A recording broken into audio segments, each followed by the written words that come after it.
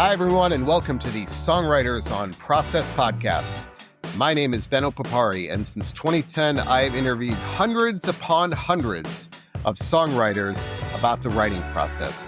I have a PhD in English language and literature, and I'm a writer myself. So I've always been interested in treating songwriters the same way that we treat poets and traditional prose writers, as writers, plain and simple.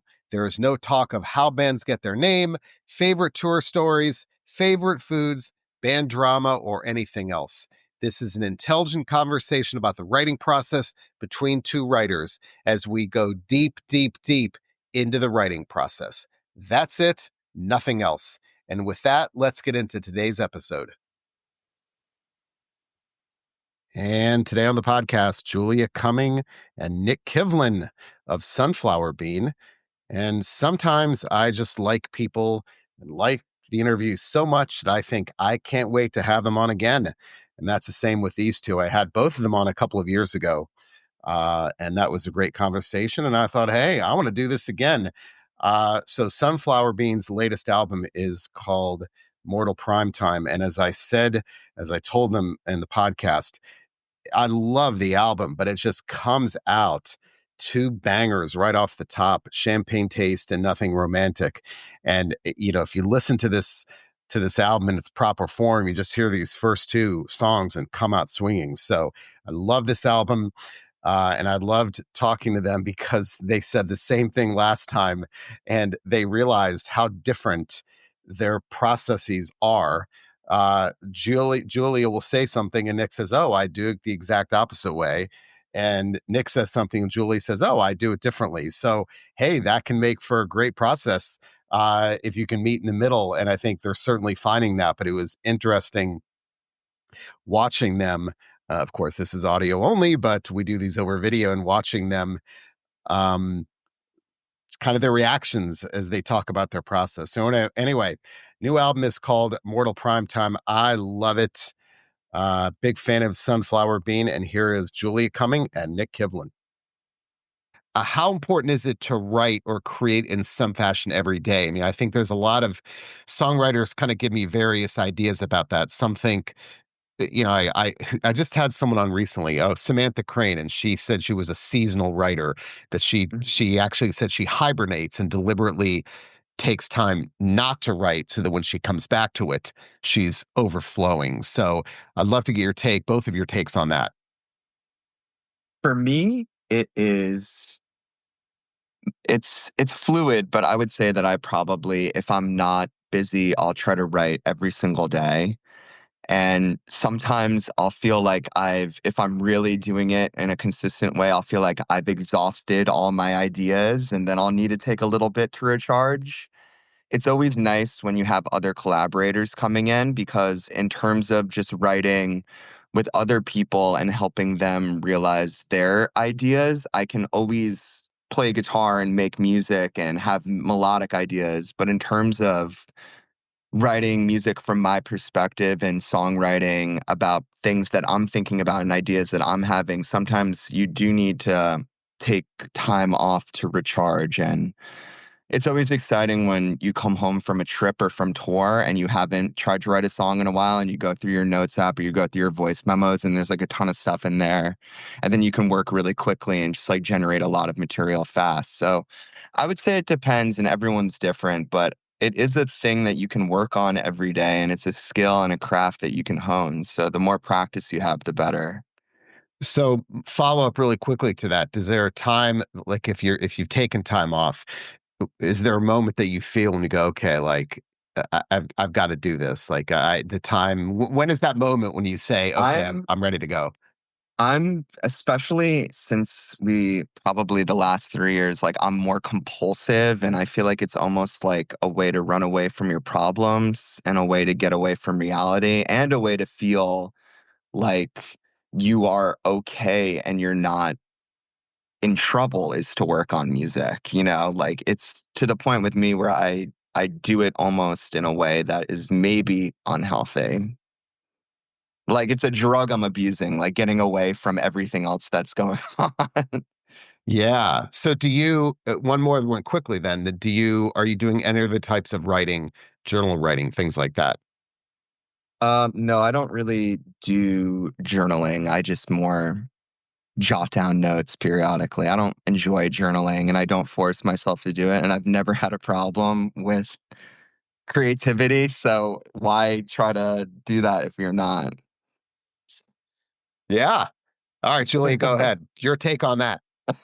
Yeah, I mean, I think you probably get so many different answers because it is so personal. And like you said with that friend who writes in seasons, or that other artist, I kind of resonate with both because I think like I think probably most artists or most writers, like you definitely have proof that the times when you're showing up consistently, you're literally getting more raw information, and you never know how that information is going to be used. So I think that there's strong proof that having at least some form of like of writing and creativity every day is like really important to just like growing. But I think also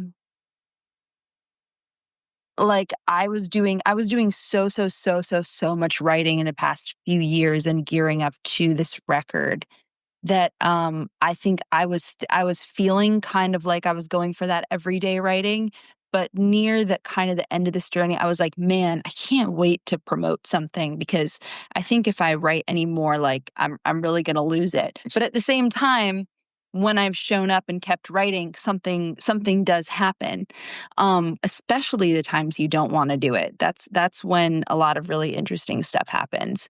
But I guess my last point would be I feel like sometimes practicing writing is actually practicing getting into the headspace in which you can write, which is sometimes just like meditation, or it's sometimes just, yeah, it's like trying to kind of get to the area where the usefulness is. And sometimes I would consider that a part of the writing process that's more psychic and it's not like the literal process.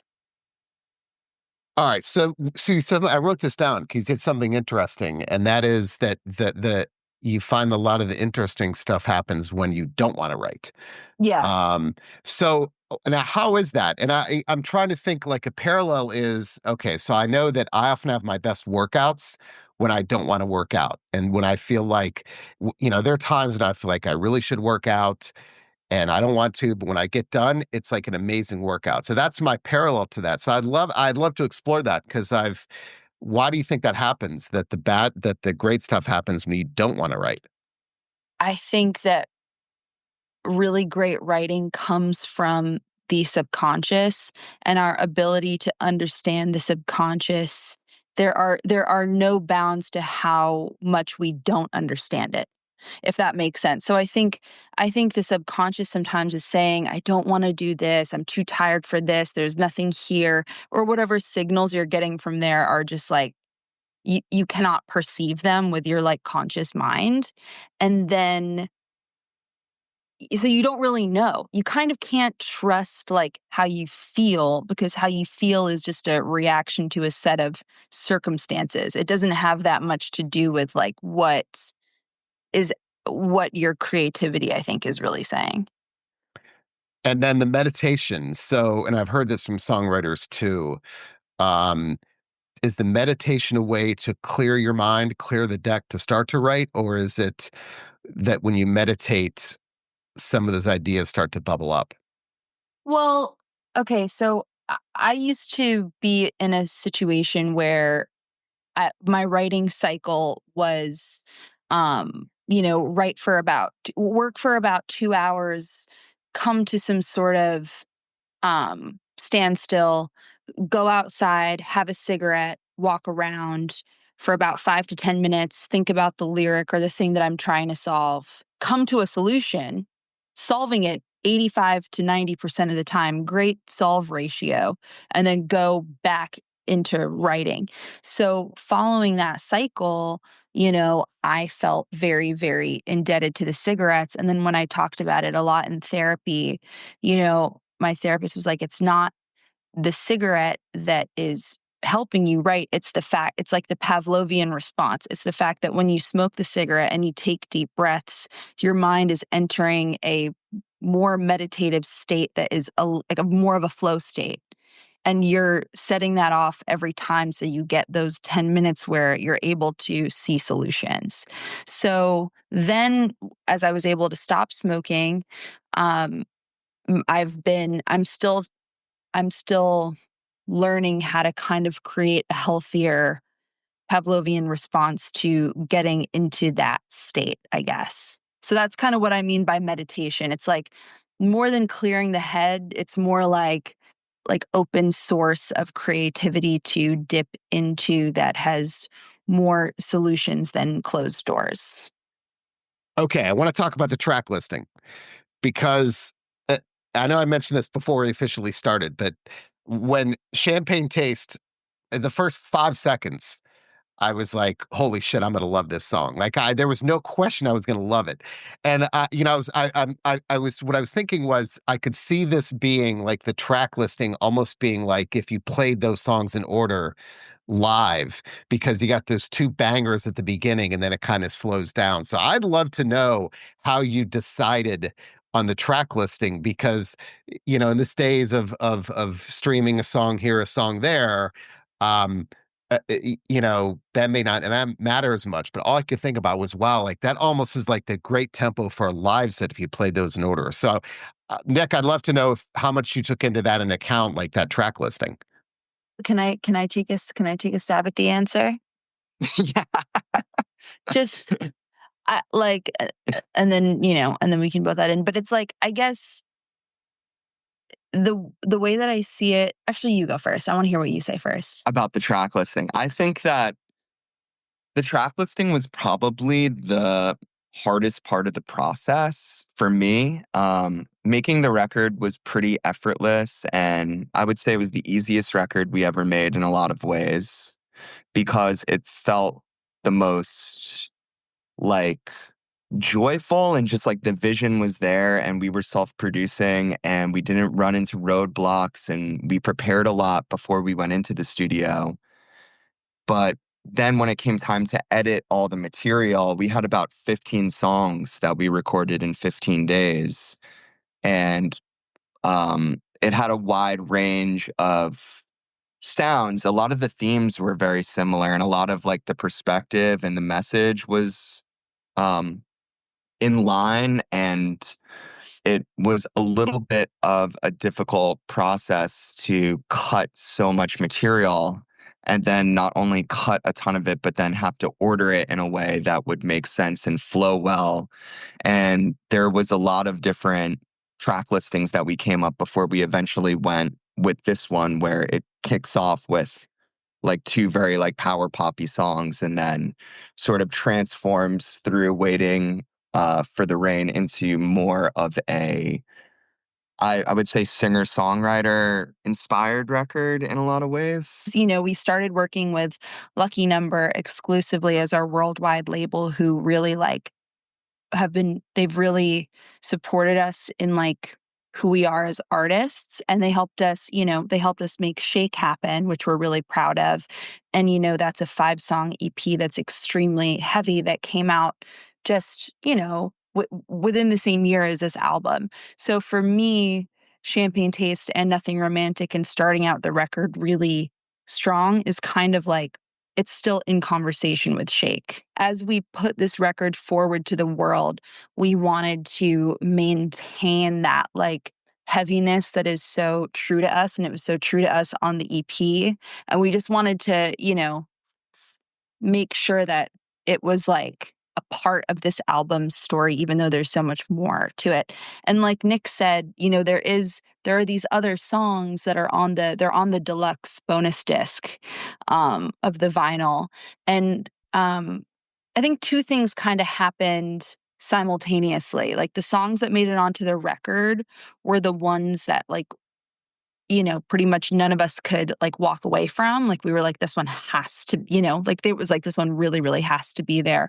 And then when we looked at what those songs were, it was like, oh, this is telling a much more kind of touching story than we initially imagined, um, but we still felt like confident that that was the right thing to do. And like, I do love that, like so many of the other songs on the record, I feel like relate more to like Human Ceremony and like 22 and Blue to me. And we've been, I feel like referencing so much of ourselves on Shake and this album that it's like, I feel like it's actually it's probably the strongest representation of all the sides of ourselves through the whole record. And it's nice that for me it just kind of blossoms outward, and I think it makes for a fun listening experience. The ideas in general that come to you the fastest, are you more likely to trust those or be skeptical of them? Because songwriters tell me that the ideas that come to them the fastest, those are the ones where they say, why did this happen? So any kind of idea, do you trust those that come the quickest, or are you more skeptical of those? No, I trust them, and I like love writing music and I love working on music, and it should never be a place where like for me it's never about fear and it's never about apprehension. It's just about having fun and just about like being creative. So if something's coming really quickly, it usually means that it's the best for me, at least, because I'm like, oh, this is like effortless. This is just coming out. Like I'm fully locked in right now. I never have apprehension about good, good stuff coming quick. Yeah. How about you, Julia? I think it's all about trust. It's about like the trust that you have in your ability to perceive what you're saying. And like I always I started in the past few years kind of thinking about it like I'm like I'm writing for me, but I'm also writing for the fan in me. And so like more than like the speed or like the ease of how the idea is coming, it's more like does that idea make like the fan in me smile or like think about something? And that could happen from an idea that comes really quickly, or that could happen from an idea that I really labor over. But ultimately, it's like, do I in the part of myself that I can separate, can I view it as an outsider and still find like value and interest in it? Then, then I can trust it, basically. Are you able to write at the emotional extremes, whether it's extreme melancholy or extreme euphoria? Some people have difficulty writing from those extremes and have to be more in the middle. But how easy is that for you to write from either of those states? I definitely write in extremes, and I spend a lot of time, trying to access the extremes. And it's very uncomfortable. I think that was something I've been working on becoming more and more okay with as I get older. Sitting in those extremities can be really tough, I mean, I can't tell you the amount of times in my life that I've been writing and then I have to stop because I'm brought to tears. And then I either just stop or I just kind of like space out for 15 minutes and then like try again. When you're in those states and you're writing and you're brought to tears, then you don't continue. You actually take a break from that.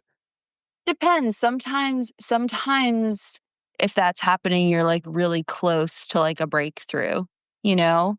And sometimes if you get the breakthrough you've been looking for, that keeps you going, or sometimes you get the breakthrough and you have to stop and sit for a minute, or sometimes you don't get it. Sometimes you've pushed too far beyond the breakthrough and you have to try again.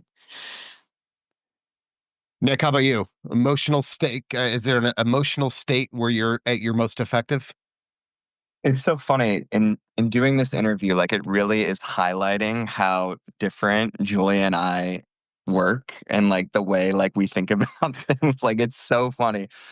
Um, for me, my favorite mode to be in as a writer is when things are conveying a deeper truth in a way that is casual. And like, I feel like humor and perspective is such a big part of where I write from is usually just like ideas and things that I would talk about with my friends that I want to put out into the world and like things and topics that I'm passionate about.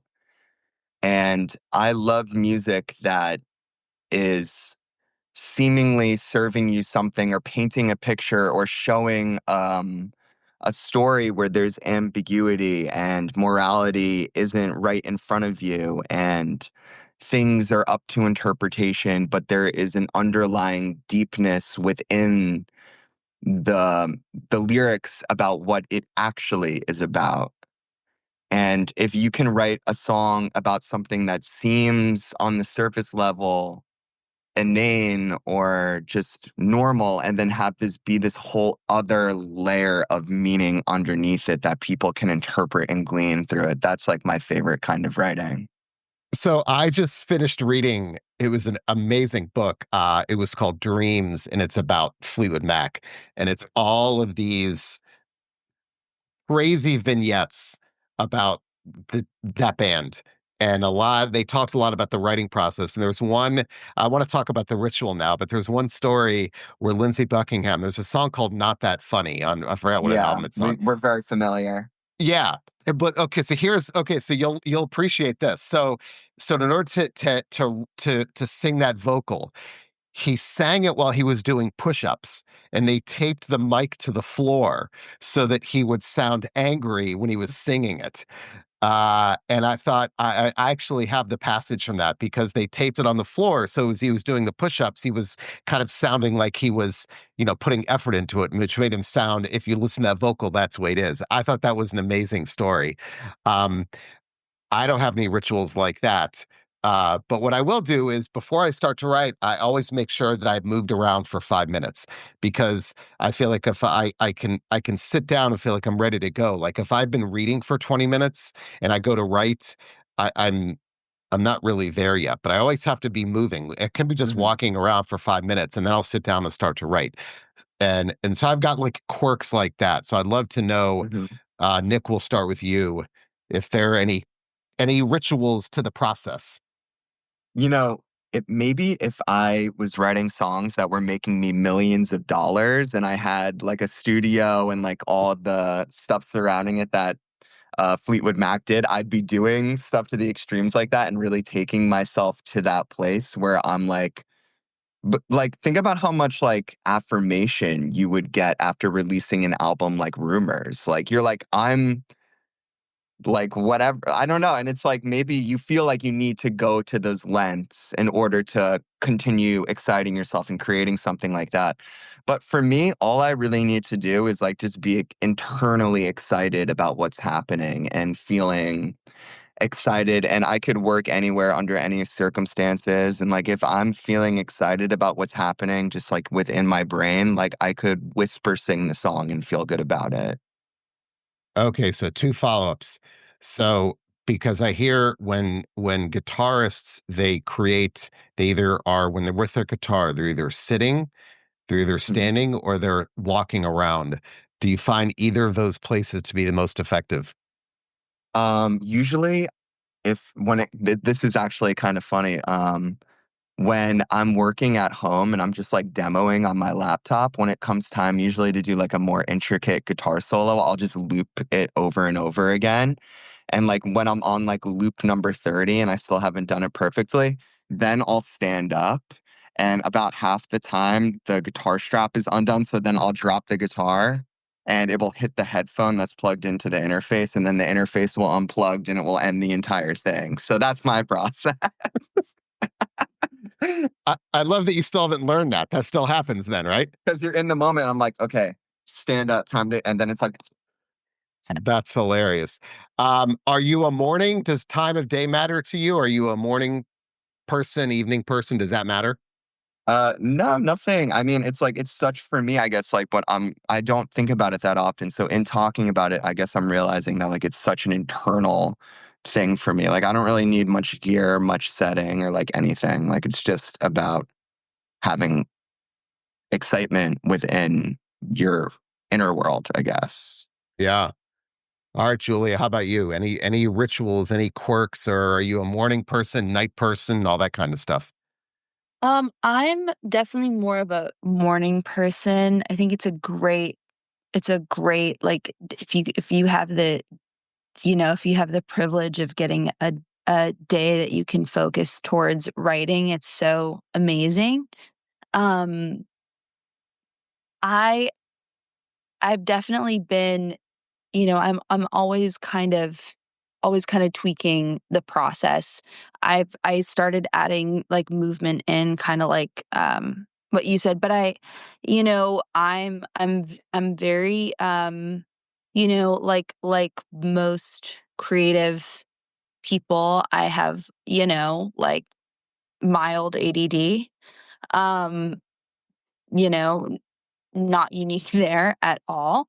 But a lot of times I spend a significant amount of time just trying to get my kinda like what I said, just trying to get my mind feel like it's working, So that usually involves a small amount of Adderall, a cold brew, um, you know, and then spending some time with some music that I'm really trying to connect with, and then doing kind of like, yeah, movement.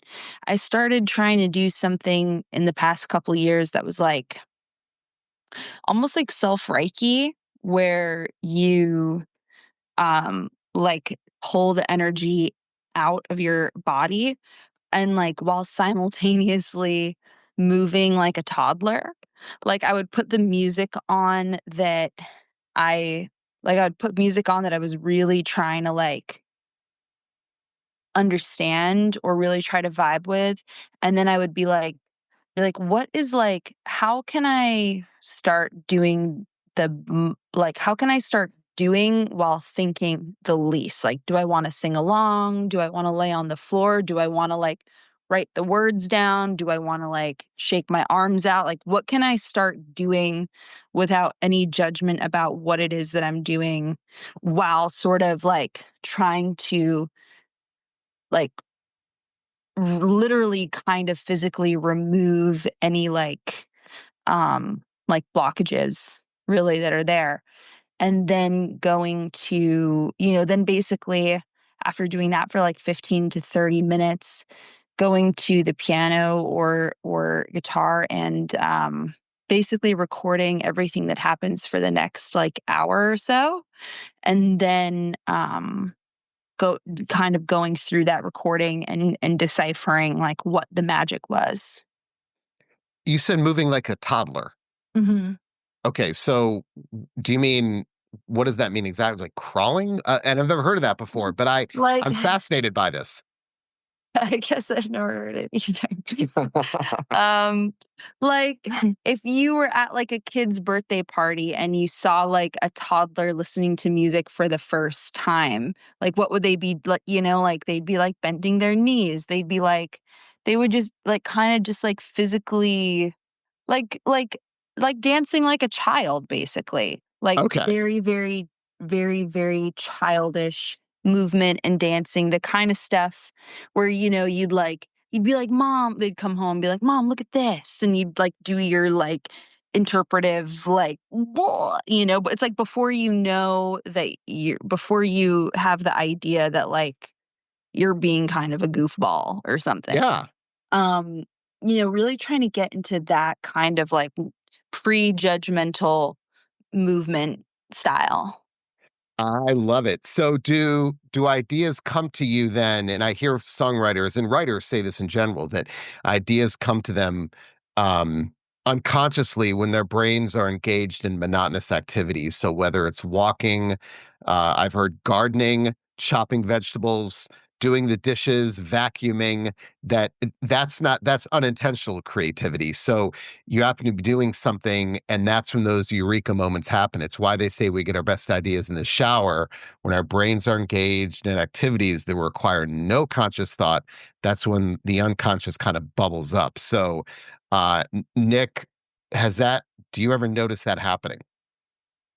Yeah, I think definitely whenever you're entering like your inner world and you're taking time to think deeply, a big part of my process is making a demo very quickly and then texting it to myself, and then going to the gym and running on the elliptical while listening to it.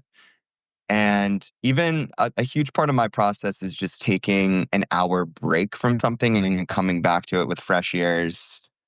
So I guess like my closest analogy to that would be like, yeah, like, but then again, like it's a little bit different because then I already have most of the idea there, and then I'm just refining. I think my equivalent is, and this is a part of my process. So I've noticed about myself that if I finish something in the morning and I look at it later that same day, I'm still too close to it. And I feel like my Yeah. thought is, well, hell, I wrote it. Why am I getting rid of anything? But here's what I noticed. If I finish something at night and wake up the next morning, sleep is a tremendous reset. And I can edit stuff out that I could not have edited if I'd have done it that same day. There's something about sleep where I wake up, and it's really comforting because I know that if I finish something at night, I'm going to wake up the next morning and I'll have no problem getting rid of stuff. Yeah, that's so you need to go into like a different like consciousness Yep. and then come back. But I always think that this is just like an aside, but there's kind of nothing like hearing a demo or recording that you made, like whether it's a day later or 2 days later, and being like, "Oh my god, that sounds so different than I literally had no idea, like, what that was gonna sound like, I've forgotten so much about it." Like, there should be, like, a German word for the feeling you have when you hear that thing back to you and you can't relate to it at all anymore, and you have completely fresh ears. So my story about that is I had Mary Timony, the guitarist, on last year, and she said what you're saying. She finishes something in the morning, and she will look at it later that same day because she sees herself later that same day as a different person.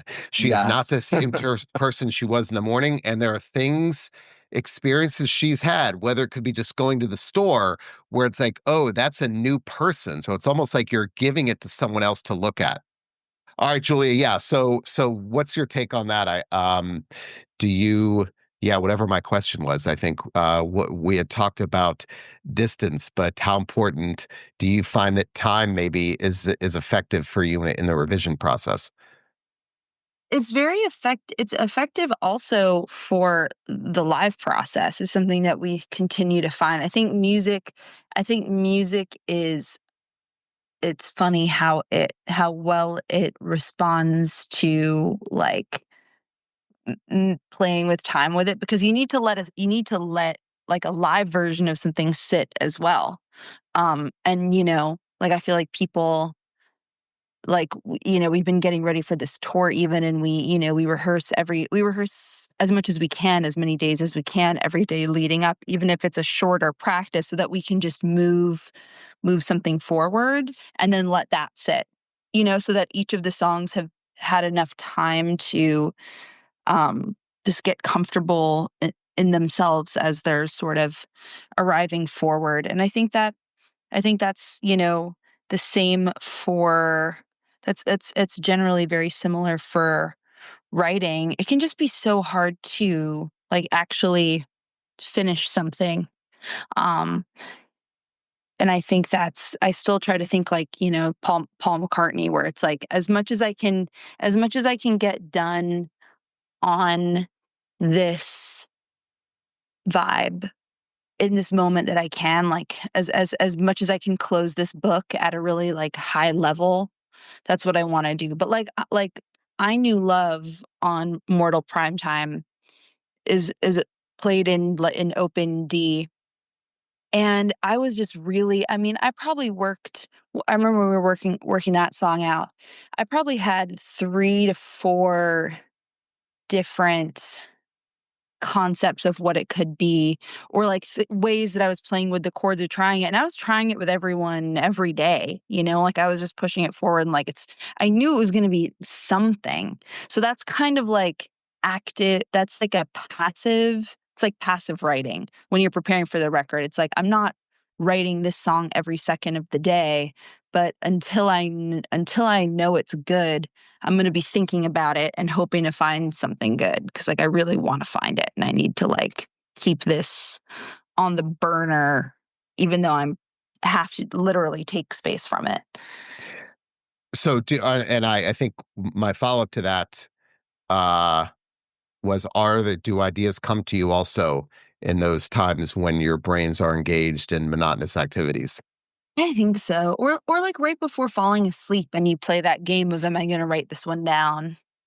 Am I going to, and as long as you can jot something down, that, I mean, I've been using this notebook system for a while, but I have a notebook back here it's just labeled lyrics, but it's where like any music related, so like set lists, anything I'm doing in like any session I put in here, so that if I'm going to a session or if I'm writing something or if I don't know what's going on, I just have like all the musical information in one place so I can like see what that's supposed to like teach me. I am very impressed with the organization. I love that you have that all tucked into one. Are you a pen and paper person? I'm assuming when it comes to lyrics, where are you in that? I'm pen and paper. Unless you're with like sometimes you end up writing with some other people who are all Notes app people on their phone, and then you have to get on the Notes app just to like play ball, but it's definitely not, looking into my phone is not like the ideal creative place. And in fact, for stuff like set lists and like there's a lot of different things, if I don't see it on the paper, I can't like see it. But I've had people kind of like see me pull out a pen and paper and be like, what the hell are you doing? Does color of ink matter to you? No, but I have been getting bougie about pens. I've been doing like, the nice pen at Barnes and Noble, fountain pens, like, just really trying to get into the pen feel. You know what? I need Notes app Because you can't spell? because I can't There spell. you go. Because my spelling is atrocious. Okay, two more questions. One is, I've got a quote here by this. I had Christian Lee Hudson, this songwriter, on a couple months ago, and he said, "My biggest hurdle as a writer is trying to hack my brain to become less critical." And so I interpret that to mean, and I'm the same way. I'm one of my favorite essays is the essay "Shitty First Drafts" by the novelist Anne Lamott, and her take was the first thing you write has to be awful. And I think most writers would tell you, don't be critical as you write. So is that ever a problem? Nick, we'll start with you. Is it a problem as you're creating to kind of avoid that critical voice on your shoulder telling you, I should do this, I shouldn't do this? I mean, no. I think that is the first thing you write has to be awful. Is that what it is? Yes. I just don't agree with that at all. I don't think that does not ever occur to me in a million years. I would never feel that way about anything that I'm working on, really. Um, I think that so much of my process is about perspective and about a objective like goal. Like I'm very goal oriented so that it kind of is just easy. It's like if I have the goal where I'm trying to go, I just follow that path and throw around different words and different ideas what will fit like the way like music and I guess subject matter is so important to me. Like I don't write just to throw flowery things or like search around or like I just like if you have something to say like be the ultimate guiding thing in my approach to writing music. Is just like, what are you trying to say, and like, what is the communication happening here? Interesting. And I interviewed the writer Anthony Doerr a few years ago, and he said, I asked him about writer's block, and he said, I don't believe in writer's block. He called it a failure of courage. That was his actual quote. Well, I think you need to be brave as well, but it's like, if you think that everything you're writing is awful, or if you feel like everything is coming out bad, maybe you just don't in this moment have the direction that you're trying to work towards. Because if you have something that you really want to communicate and a really amazing idea that you want to put out into the world, shouldn't it kind of be self-evident? You know what I mean? To me, or at least the way that I hear it or interpret it, is like it's also about insecurity. And Yeah. I think that that is a normal part of being alive. And it often requires like levels of being delusional to not be insecure. And so,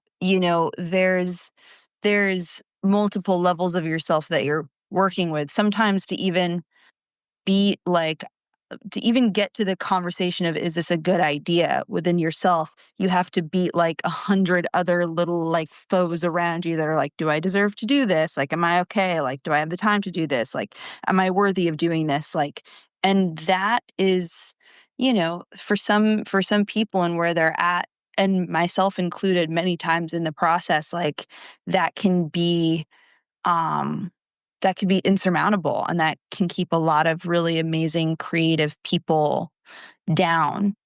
I think artists, I would hope, and myself included, can look at approaching like their whole health, as a way of also serving their creativity. Like maybe that seems obvious, but like in the past few years also I finally got diagnosed with OCD, and I finally got, antidepressants that worked, and like all of that made it so that I could get further in the conversations with the real creative problem.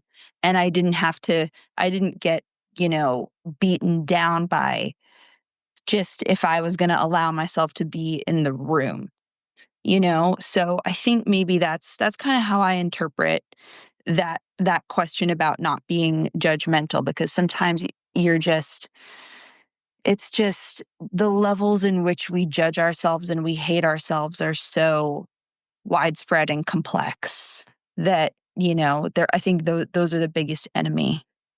Yeah, I think that insecurity and like that kind of headspace has like no place in creativity. I think that has that ever served someone in making something really amazing? No. Very true. No, that's both great responses. All right, let's end with this. So I'd love to know, I always end by talking about what other kinds of art inspire you, whether it's books or visual art or anything like that. Nick, we'll start with you. I mean, if you're a big reader, who do you like to read, or do you get inspired by TVs, movies, art galleries, anything I like that?